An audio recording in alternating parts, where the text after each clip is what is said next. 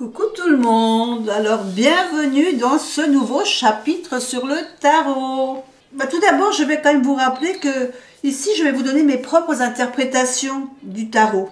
Donc à vous de prendre ce qui vous intéresse, ce qui vous parle, et puis de compléter mes explications peut-être par des recherches personnelles, dans des livres, soit dans d'autres vidéos sur YouTube, pour approfondir vos connaissances, parce que ce que je vais vous dire n'est pas une liste exhaustive, évidemment, de l'interprétation de cette carte. Par contre, ce que je vous recommande, c'est de vous faire confiance,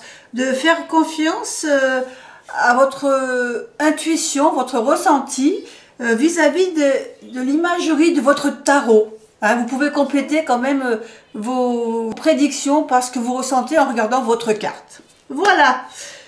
Ceci étant dit, on passe aujourd'hui à une nouvelle carte.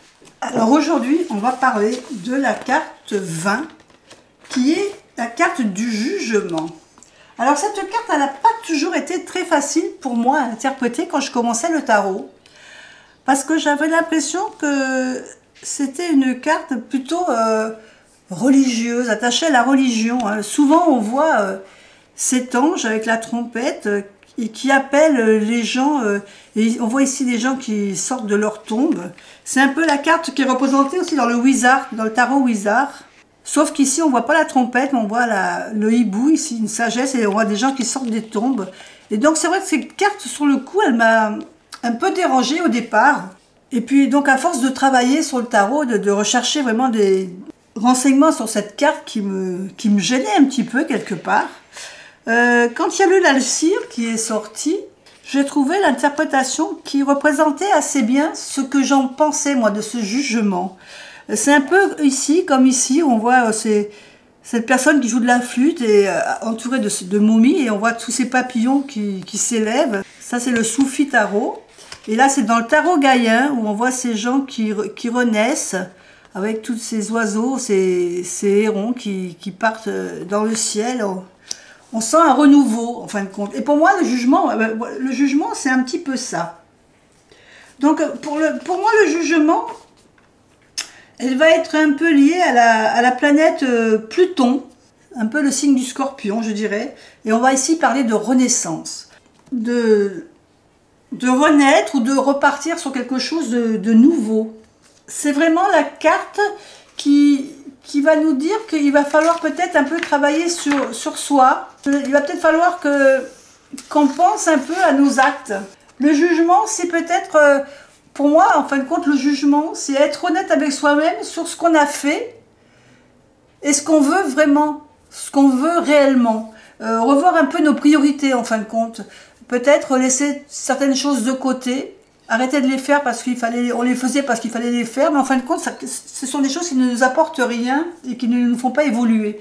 Donc je veux dire que c'est vrai que souvent dans cette carte on a l'ange Gabriel. Donc on retrouve ici notre troisième ange,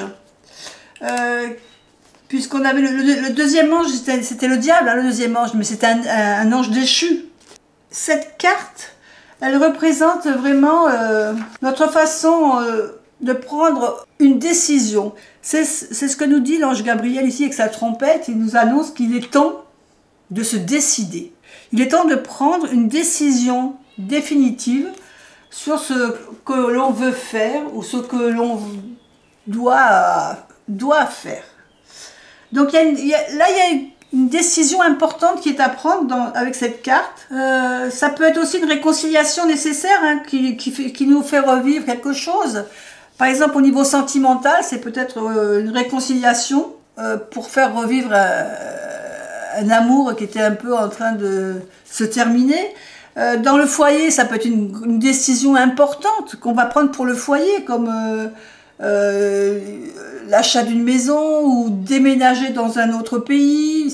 C'est vraiment la carte de la grosse décision. C'est pas une petite décision qu'on va prendre pour refaire le salon ou quoi que ce soit. C'est vraiment quelque chose d'important qui va changer notre façon de voir les choses et de vivre. Donc c'est vraiment une carte qui nous parle de renouveau. Une prise de conscience quelque part, ou alors une découverte, une vocation qui nous arrive comme ça d'un seul coup. Donc la carte du jugement, au niveau des mots-clés, je dirais que c'est une prise de conscience. Ça peut être aussi une révélation, hein, c'est une remise en question, mais une remise en question avec une renaissance qui va derrière. C'est la libération, l'éveil, c'est un lâcher-prise sur quelque chose. En fin de compte, on va faire le bilan de ce qu'on fait ou de la personne avec qui on est ou d'une situation que laquelle on vit. Et on va essayer d'être honnête avec soi-même, avec ce qu'on ressent. Et on va dire vraiment ce qu'on a envie de faire, ce qu'on veut vraiment. Voilà, c'est vraiment la carte de la décision importante. Ça peut être aussi une évaluation qu'on va passer. Par exemple, on va passer à une évaluation dans notre travail. C'est une décision importante. Ça va peut-être apporter dans ce travail soit une évolution, une place plus importante.